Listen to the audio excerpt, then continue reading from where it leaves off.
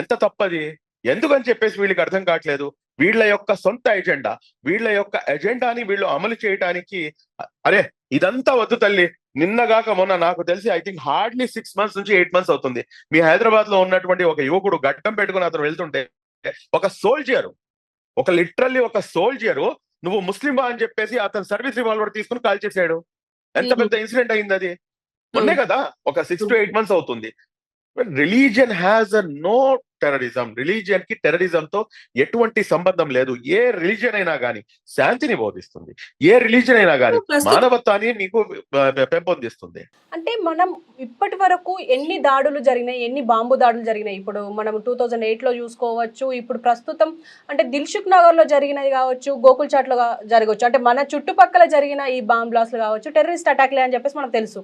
కానీ అక్కడ హిందువా ముస్లిమా అని చెప్పేసి ఎప్పుడు మనకు అలాంటివి రాలేదు. కానీ ఇప్పుడు ముస్లిం అంటే హిందువా అని చెప్పేసి తెలుసుకొని మరి ఎందుకు ఇలా అటాక్ చేశారు అని అంటారు?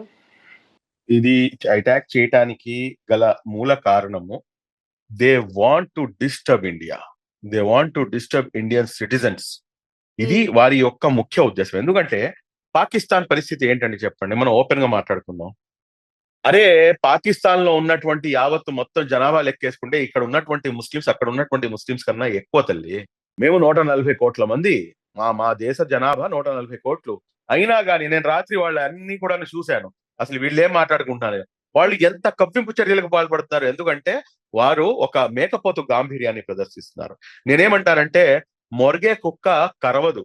ఇది మనం గమనించాలి.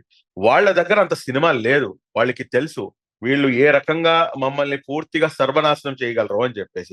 కానీ వాడు మైండ్ గేమ్ ఆడుతున్నాడు. మైండ్ గేమ్ ఆడి మమ్మల్ని ఇంటర్నల్ గా మమ్మల్ని వీక్ చేయాలి అనేది అతని యొక్క కుట్ర. రెండోది, కాశ్మీర్ ని అతను అక్కడ ఉన్నటువంటి ప్రజలు ఇప్పుడు ఇదంతా ఇన్సిడెంట్ జరిగిన తర్వాత అక్కడ లోకల్ లైట్స్ వాళ్ళు బయటకు వచ్చి ఈ దేశం అదే ఏడుస్తూ వాళ్ళు క్షమాపణ కోరుతున్నారు. రైట్. నేనైతే ఈ మన ఆంధ్ర రాష్ట్రంలో నెల్లూరులోను ఈ విశాఖపట్నంలో ఉన్న వాళ్ళనే కాకుండా ఈ దేశంలో ఎవరైతే ఈ 26 మంది చనిపోయారో వాళ్ళందరి కుటుంబాలకు కూడాను చేతులు జోడించి మనస్ఫూర్తిగా యావత్తు ముస్లిం సమాజం తరపు నుంచి క్షమాపణ కోరాలనుకుంటున్నాను తల్లి. ఎందుకంటే వాళ్ళు చేసింది తప్పు కాదు. వాళ్ళు ఏం తప్పు చేశారు? వాళ్ళని ఎందుకని చెప్పారు వీళ్ళు సివిలియన్స్ మీద అటాక్ చేయడం? ఇదాన్ని మీకు నేర్పించింది ఇస్లాం. ఇస్లాం పేరు తీసుకొని ఇక్కడ ఉన్నటువంటి ముస్లింలందరినీ కూడాను మీరు ఈ విధంగా బద్నాం చేయడానికి కుట్ర పన్నుతున్నారంటే ఇది కుట్ర కాకపోతే ఇంకేంటి? మినిమం కామన్ సెన్స్ ఉన్నవాడు ఎవరికైనా కానీ అర్థమైపోతుంది. We are with Narendra Modi. We are with our honourable PM Narendra Modi.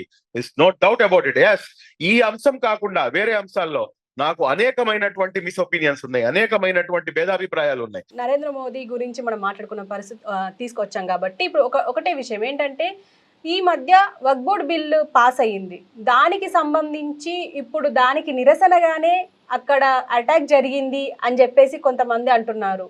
దీనికి మీరేమంటారు సార్? అమ్మా, మేము మీకు ఒక చిన్న లాజిక్ చెప్తాను. నేను మీకు ఇది చెప్పటానికి మాట్లాడటానికి అసలు కనీసం జ్ఞానమైనా ఉండాలి, కనీసం ఇదైనా ఉండాలి. ఏదైతే వక్ఫ్ అమెండ్మెంట్ బిల్ తీసుకొచ్చారో, వక్ఫ్ అమెండ్మెంట్ బిల్ తీసుకొచ్చిన తర్వాత ఈ ఇన్సిడెంట్ జరిగింది. ఈ ఇన్సిడెంట్ జరిగింది అని చెప్పేసి ఇప్పుడు నేను ఇది కావాలని చెప్పేసి వక్ఫ్ అమెండ్మెంట్ బిల్ కి జరుగుతున్నటువంటి ఏదైతే ఈ ఎజిటేషన్స్ ఉన్నాయో వాటిని తప్పుదోవ పట్టించడానికి ఇది ఎవరో కావాలని చెప్పి చేశారని చెప్పి నేను చెప్తే ఎలా ఉంటుంది? మీరు ఒక కోణం తీసుకుంటే నేను ఒక కోణం తీసుకుంటాను కదా. మనం ఒకరి మీద ఒకళ్ళు దుమ్మెత్తి పోసుకోవడం తప్పించి ఇంకేం మిగలదు. కానీ వాస్తవానికి అది లేదు. వాస్తవానికి అది లేదు. అరే ఇక్కడ మీరు ఇక్కడ గమనించాల్సినటువంటి అంశం ఏంటి? సరే, కాసేపటికి మీరు చెప్పిన వాదనే నేను కాసేపటికి తీసుకుంటాను. అరే మీ దగ్గర ఏదైతే ఈ ఉంటారు నిఘా వ్యవస్థ ఉందో, ఏదైతే సెక్యూరిటీ ఇది ఉన్నాయో, ఇవన్నీ ఎవరి చేతిలో ఉన్నాయి? హోంమంత్రిత్వ శాఖ ఎవరి చేతిలో ఉంటుంది? గవర్నర్ చేతిలో ఉంటుందా, లేకపోతే అక్కడ ఉన్నటువంటి ముఖ్యమంత్రి చేతిలో ఉంటుందా? ఇక్కడ ఉన్నటువంటి అమిత్ షా గారి చేతిలో ఉంటుందా, లేకపోతే గవర్నర్ చేతిలో ఉంటుందా, లేకపోతే అక్కడ ఉన్నటువంటి ఉమర్ అబ్దుల్లా చేతిలో ఉంటుందా? ప్రతి చిన్న పిల్లవాడికి తెలుసు కాశ్మీర్ యొక్క బాధ్యత పూర్తిగా కూడాను కేంద్ర ప్రభుత్వాన్ని అని చెప్పేసి. మళ్ళా మీరు ఎందుకని చెప్పేసి కాపాడలేకపోయారు అని చెప్పేసి ఈ సమయంలో ఈ ప్రశ్నను లేవదీస్తే మిమ్మల్ని, మా దేశాన్ని మేము కించపరుచుకున్నట్టు అవుతుందని మేము ఆ ప్రశ్నను లేవదీయట్లేదు. మేము ప్రశ్నించడం లేదు ఆ ప్రశ్నని ఇప్పుడు. ఎందుకంటే మమ్మల్ని మేము ఇప్పుడు మేము కోట్లాడుకోవడం కాదు. ఆ యదవ ఎవరైతే ఈ పని చేశాడో వాడి మీద మనం అందరం కలిసి వాడి మీద అగ్నెస్ట్ గా నుంచోవాలి. ఇప్పుడు నీది తప్పు నీది, లేకపోతే నీకు చేత కాలేదు, నువ్వు దిగిపో, లేకపోతే ఇంకొచ్చి ఈ మాటలు మాట్లాడట్లేదు. మీరు గమనించండి, అపోజిషన్ పార్టీస్ కూడా మాట్లాడట్లేదు. వీఆర్ విత్ నరేంద్ర మోదీ అంటున్నాం. అవును. ఎస్, వక్ఫ్ అమెండ్మెంట్ బిల్ అనేది మీరు ఏదైతే న్యాచురల్ జస్టిస్ ఉందో ఆ న్యాచురల్ జస్టిస్ కి వ్యతిరేకంగా తీసుకొచ్చారు. ఇది ముమ్మాటికి నిజం. కానీ ఈ రోజున దాంతో దీన్ని తీసుకొచ్చి ముడి పెట్టడం అనేది నిజంగా సిగ్గుమాలిన చర్య. దీనికన్నా దారుణమైనటువంటి రాజకీయము ఇంకా వేరేది ఉండదు. దీన్ని రాజకీయం అనరమ్మా, దీన్ని మానవత్వం లేనటువంటి మాటలు అంటారు. అసలు దీనికి సంబంధం ఏంటి? ఏ మాత్రం కూడాను సంబంధం లేదు. ఒకవేళ నిజంగా అటువంటి సంబంధం ఉంటే కనుక ప్రూవ్ చేయండి మీరు. మళ్ళా ఇలాగే మీరు వక్ఫ్ అమెండ్మెంట్ బిల్ గురించి ఇంత సీరియస్ గా ఇక్కడ ఉన్నటువంటి ప్రతి ముస్లిం కూడా సీరియస్ గా ఉంటే మళ్ళా కాశ్మీర్ లో ఉన్నటువంటి ముస్లింలు మీకు ఎందుకు సహకరిస్తున్నారు? ఎందుకు మీకు మీకోసం ప్రాణాలు త్యాగం చేసేసాడు అతను? ఆ హుసేన్ అనే అతను యువకుడు, 26 సంవత్సరాలు యువకుడు, ఎందుకని చెప్పి ప్రాణాలు త్యాగం చేశాడు? పిచ్చి పట్టిందా అతనికి ఏమన్నా? ఇదంతా ఏంటంటే సమాజాన్ని నిట్ట నిలువున చీల్చివేయటం. ఇది ప్రస్తుతానికి నాకు నోటెమ్మటి చాలా వస్తుంది రాజకీయం మాట్లాడాలని చెప్పేసి. కానీ నేను రాజకీయం మాట్లాడలేదు. నన్ను నేను చాలా కంట్రోల్లో పెట్టుకొని లాజికల్ గానే నేను సమాధానం ఇస్తున్నాను తప్పించి రాజకీయం మాట్లాడటం మొదలు పెడితే గనక వీళ్ళు సమాధానం ఇచ్చుకోలేరు. వీళ్ళు సమాధానం ఇవ్వలేని పరిస్థితిలోకి వెళ్ళిపోతారు. వీళ్ళ పరిస్థితి అగమ్య గోచరంగా మారిపోయింది. ఎందుకు? 2000 మంది పర్యాటకులు ఉన్నప్పుడు అక్కడ మీరు సెక్యూరిటీ ఏం పెట్టారు? అక్కడ మీరు ఎటువంటి సెక్యూరిటీ ఉంది అక్కడ? మీరు తీయండి, మీరు మొత్తం కూడా లెక్కలు తీయండి. ఎందుకని చెప్పేసి సరే ఇదంతా వదిలేయండి. మీ దగ్గర ఇన్పుట్స్ ఉన్నాయా లేవా? ఏదైతే ఇంటెలిజెన్స్ వ్యవస్థ మీకు ఇన్పుట్స్ ఇచ్చిందా లేదా? ఇంతకు ముందు ఏదైతే జరిగిన 2019లో జరిగినటువంటి అటాక్, అది దాన్ని అంటే మన పుల్వామాలో జరిగినప్పుడు కూడాను 3 ఇంటెలిజెన్స్ ఇన్పుట్స్ ఉన్నాయి.